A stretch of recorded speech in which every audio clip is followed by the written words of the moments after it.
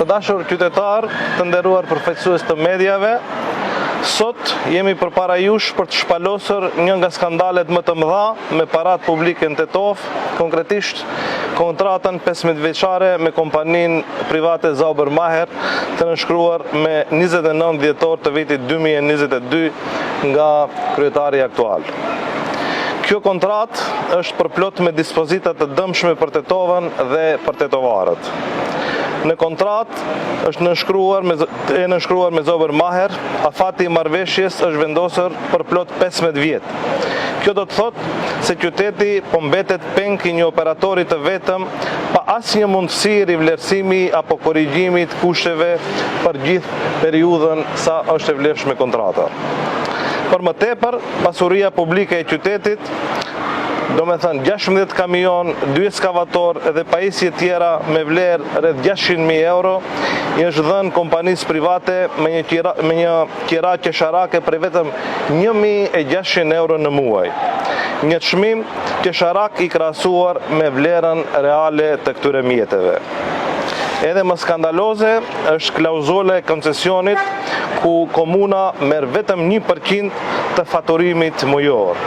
Në terma të thjesht, kjo do të thotë se vetëm nëse qytetarët e Tetovës paguajnë rreth 1 milion euro fatura në muaj, vetëm 10% ose vetëm 10.000 euro, 1% apo 10.000 euro shkojnë në arkën e komunës, ndërsa 990.000 euro përfundojnë në xhepat e koncesionerit privat. Dhe për të përmbyllur me vendim të menaxhmentit komunal, qytetarët sot paguajnë për mbeturinat në bazë të hapësirës së banesave të shtëpive e jo sipas metodologjisë që duhet të përllogaritet për kokë banori. Kjo ka bërë që shumë familjet ngarkohen me fatura 2 deri 3 herë më të larta pa marrë në këmbim shërbime më të mira komunale. Si rezultat i kësaj kontrate, sot mbi 10.000 familje tetovare janë në procedura përmbarimore dhe çdo familje është ngarkuar mesatarisht me mbi 30 euro për shpenzimet të avokatëve, noterëve, që do të thotë se mbi 300.000 euro po zhvaten nga buxheti i çdo familje tetovare. Të dashur qytetar, Tetova nuk shitet e as nuk blihet. Me 19 tetor i japim fund kësaj praktike të shfrytëzimit të qytetarëve dhe japim fund çdo kontrate që dëmton interesin publik të tetovarëve. Kjo kontratë do të shfuqizohet.